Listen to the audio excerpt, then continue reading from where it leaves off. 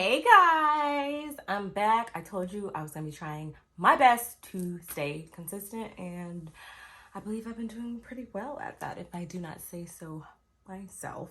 If I do say so myself, whatever. You know what I meant. Anyway, so today, I know I'm like 2 days late, but I just wanted to make sure I did not end this weekend without giving you guys my review on Ladies Who List Atlanta. So we're gonna dive right in because I'm gonna foreshadow this review by saying that I definitely see some great things coming from this show. I know right now we're all kind of riding the whole real estate entertainment wagon or whatnot. That's because was it a couple weeks ago that Selling Tampa came out and everybody was definitely loving that, myself included. And then there's always been, Selling Sunset too has always been popular, and now we have this seemingly great show following a whole group of, I believe, 6 women of color in Atlanta. And the group is comprised of 2 real estate brokers, 2 luxury real estate agents, and 2 closing attorneys. So I think we get, unlike, I'm not trying to do a compare and contrast of the 2 shows, this one and Selling Tampa, but I really enjoyed seeing everybody come together and kind of seeing the intricacies, because I'm super interested in real estate myself. Hopefully one day I can be, have my hands in that industry fully, but it's definitely something that intrigued me, seeing all of the different individuals coming together to sell these homes ultimately. Definitely super cool. I do have my notes as usual, so let's get right in it. So the episode begins with Kira and Kiana, and also Kira is another YouTuber.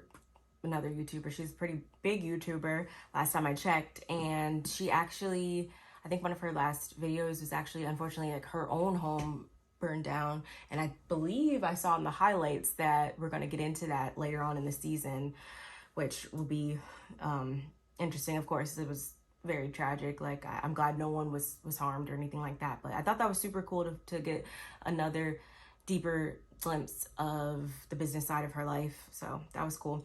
So she sits down with Kiana. They're sitting around the pool, having some cocktails, having some mimosas, drinks, whatever. And I almost kind of get this big sis, little sis dynamic from those 2. Kira is a luxury agent and Kiana is a real estate broker. So I believe they've done a lot of business together. And I can say also that Kiana seems to be my favorite person out of the cast so far. I don't know, I just like her. I like her energy. I like what she stands for. I like her brand. And I'm definitely excited to see more of her along with all the ladies. Every one of them are super beautiful, which is always, great on the eyes. And yeah, so they kind of go back and forth, and then they wind up jumping in the pool, which I thought was super cute. And that was pretty much all that came from them. We do learn also that Kiana's from the projects of Fayetteville, North Carolina, which actually is not too far from me, which I thought was interesting. They kind of gave some backgrounds of both of their lives during that little chit chat.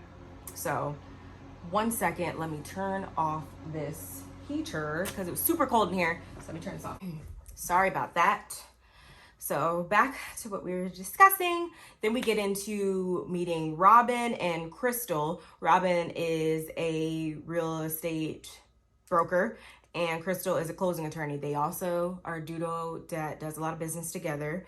And I can say that Robin definitely could be described as a firecracker. And that's, I think, my own words. But we definitely see she's at the root of a lot of things that go on in this episode, and then I'm pretty sure in the rest of the season. So they sit down, and also she had on like this scarf. I mean, not trying to get on nobody's fashion, but she had on a scarf, and I almost felt like it was like looking like it was choking her, but whatever. And she's been through a lot. She discusses that she was basically on her own as a teen mom, and from her experiences, she has formed a mindset that she doesn't, and later on I'll say the phrase, but she doesn't really get along with women or play females too close, I guess, with the exception of Crystal. But we'll get more into that, I'm sure. And then on the flip side, Crystal is an individual who grew up with a very supportive family. She's been an entrepreneur pretty much her whole life. And most of this episode, again, is centered around, I want to say, Crystal and Robin. So maybe in the next weeks, we'll get more into focusing on the other four ladies more and more. But it was still nice. Let me read from my notes. And then again, I see in my notes it says, will this be a point of contention? Meaning their different backgrounds and how that has developed their mindsets. Will that cause some bumps for them? And I believe this was early on in the episode, so I put a question mark, and I believe I can answer that now and say that yes, their different mindsets have definitely proven to be a point of contention thus far. We'll get more into that soon. But again, it says, I like how, unlike with Selling Tampa, we will truly get a glimpse into the real estate market, because one of the, again, not comparing and contrasting, but one of the biggest frustrations I've been seeing online is that with Selling Tampa, we did not really see them closing on homes really, and it was more just about the drama and whatnot, which, I mean, it's still made for great TV, but I can see how individuals want messiness paired with actually selling homes. So I think this will give us the best of both worlds, which is super cool. And next we get Tiana and Tiffany. Tiana is a luxury agent and Tiffany's a closing attorney, another duo. And oh my gosh, I don't know why I said that, but I think it was Tiffany that was giving Titty City in that confessional. I don't know, I just saw a lot of titties. I don't know, I just went there. That's all I'm saying. But we sit down with them and they're playing with their kids, and we kind of get, how their dynamic is, and they also obviously work well together. And yeah, that was pretty much, everyone was just getting introduced, and we kind of see who's with who. Two over here, two over here, two over there. So we didn't really do too much with them, but that was cool. And then we go back to Robin and Crystal, and we soon find out that Robin wants to create this mega woman real estate conglomerate venture, whatever, powerhouse, which I think is great. But when you're bringing together a lot of different attitudes, and we also come to realize that some of these ladies have not had super big issues with one another, but they have met before, and some of them kind of didn't start off on the greatest foot with one another, or have had some, dealings in the past that didn't go so great. So that could, again, serve as a deterrent for what she's trying to do. And just as I said before, Robin doesn't always play well in the sandbox, as Crystal says during the sit down in her office. And Robin gets offended by those comments. And honestly, I try not to watch, now that I'm trying to be consistent with my posts and whatnot, I'm trying not to watch other YouTubers' videos on these shows that I'm going to be discussing, because I don't want anyone to, I don't want my own thoughts to be running coincide with someone else or whatever, So, but I did watch a couple, of course. And some people were saying that they didn't really like the approach that Crystal was coming from. And I don't really agree with that. I don't really think that she was intentionally trying to be condescending or was trying to speak down on Robin or belittle her for wanting to do this or anything like that. But of course, Robin, again, she got super offended because Crystal said she hasn't played well in the sandbox with other women. And, I could see how that could hurt your feelings coming from someone who you call a friend. But again, I really don't believe that Crystal was trying to come from a negative space at all. I'm a big person that advocates for, it's not what you say, it's how you say it. But again, I don't feel like she was trying to be malicious necessarily. She was just keeping it funky at the end of the day. And me as your friend, if I can't tell you what it is and give you my perspective, then what good am I to you? That's just how I feel.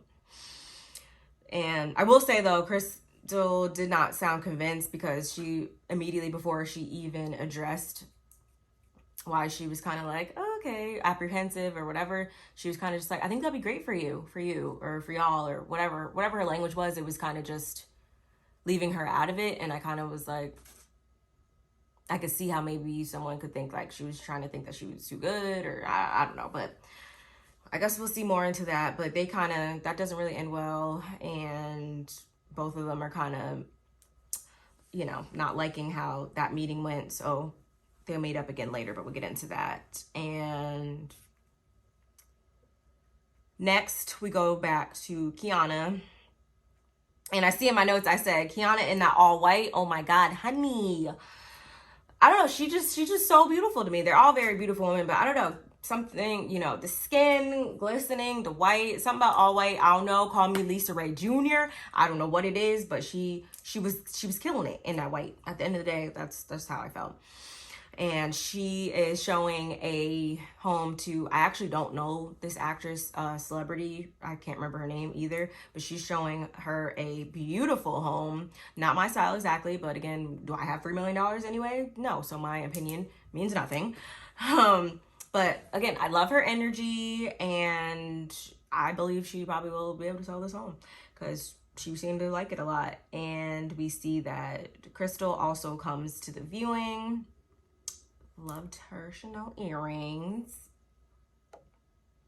And this is when Crystal relays to Kiana what Robin is trying to do, and how she's going to want to sit down and have a dinner with all the ladies and blah, blah, blah.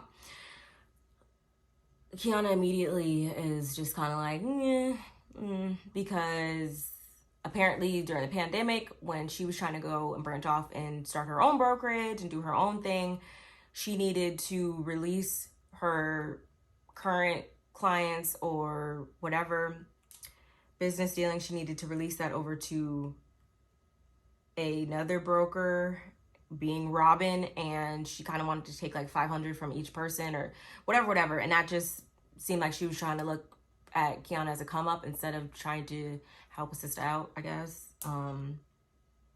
Seeing as how you're trying to now do this whole empowering and bring together women in the industry is kind of like, but you didn't want to help me then. So I could see how Kiana would feel some type of way. So basically she says that she accepts an invitation to the dinner just so she could tell her no. Which, whatever, ain't my business, but I can't wait till next week to see how that whole sit down goes. And then after that, we leave those two, go back to Crystal's house. We see her sit down with her sister Cicely, I believe. They stop by. Let me just tell you, they're also very beautiful, very beautiful. They look exactly alike, in my opinion. And they sit down, and she has a transparent moment with her sister and basically tells her how the conversation between her and Robin at her office kind of went left a little bit, and that kind of left her unsettled. And her sister basically gives her some good advice, and she takes that advice and meets with Robin later on. I get it. There's clearly an uncomfortableness that she felt, and I see it from both sides.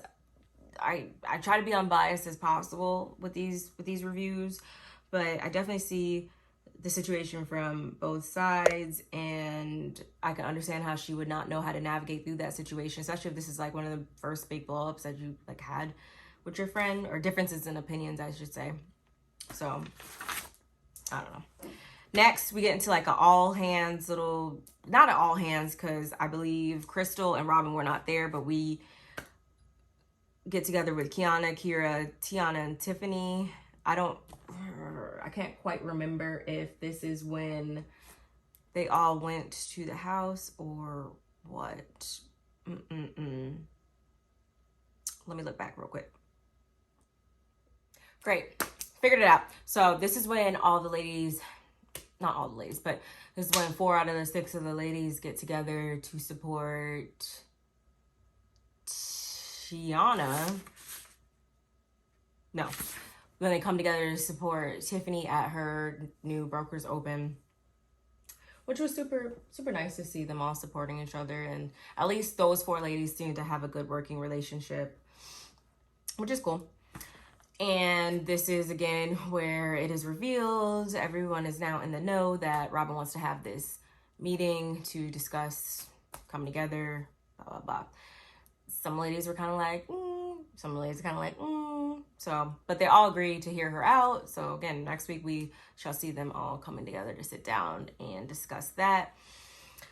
From this little chit chat session, I kind of gathered that Tiffany seems to be like the peacekeeper, or she was the one that was going into it most optimistic or level-headed or open-minded, whatever you want to call it. That's where she kind of stands. I feel like that's who her role in the group will be. Kira discusses her qualms with Crystal. I believe it was that they were at a Kanye West concert whenever, and Crystal basically turned to her and was like, "Don't I know you from somewhere?" And this just didn't sit well with Kira, which is understandable. It's like you know who I am. Like, you know who I am. This is the point where I kind of was like, okay, I can see how, given someone's status and sometimes, like, again, their demeanor or the way they approach you, or, you know, their delivery can kind of carry a tone of like, really, like, are you trying to be funny? Like, I can see from that. But again, still keep my open mind about everybody, and not trying to form any judgments or like concrete opinions just yet, because everything is still unfolding. It's only episode 1, y'all. But again, this is kind of where the cattiness begins, because everyone kind of, you know, is trying to say their little 2 cents and how they feel about the situation and how they feel about her and you know, whatever. So yeah, it was interesting. I think not even just the concert. I think Kira even said like they had dinner together. So it's just like, again, really? But whatever. Episode ends with Crystal and Robin, of course. And they're meeting up at the park to work out and basically, obviously, pick the bone that is now existing since the whole conversation in Crystal's office. And they meet to kind of hash that out. And Robin clearly, I don't know, I just feel like she thinks she could say whatever once her feelings are hurt, or she puts up this tough exterior, because again, she has been through a lot, and that's totally understandable. But you don't always, just because something, and this is something I've learned a lot in the last couple of years, especially more so honestly through my marriage, if I'm being completely honest, that just because someone has a difference of opinion with your own opinion does not mean that they're trying to attack you or anything like that.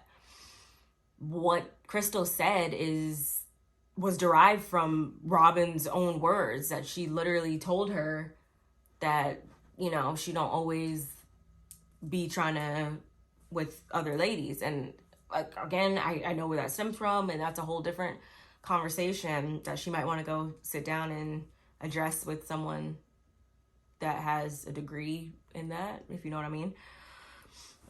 That's just my own opinion. I think we all can learn a lot and use therapy. I indulge myself, so I'm not, again, looking down at anybody or trying to just throw out whatever. But honestly, I think that's something she needs to look toward in her future.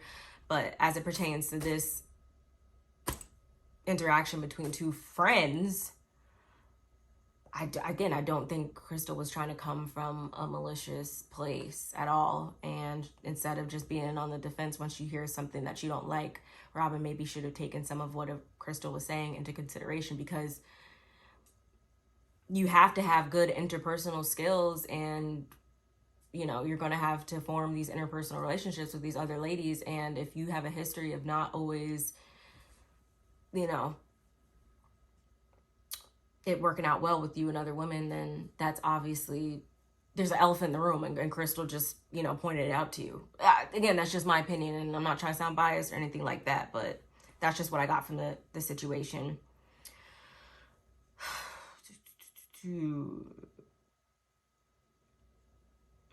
I don't know why I said in my, maybe it was from the highlights, I'm not sure, but I see, oh, I think I meant Crystal. I was like, Crystal needs to keep her backbone this season, because I do see some craziness coming up soon in the highlights, and she has to know how to, everyone obviously as adults should know how to speak up for themselves and be solid in their stance. But again, season looks good.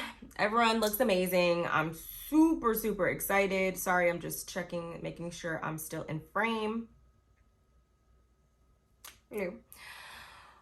I'm super excited to see what this has in store, and I will be back here every week to discuss. But that pretty much sums it up. It wasn't too much. We kind of were just getting introduced to everybody and starting to see where things are going to go, who gets along with who, what everybody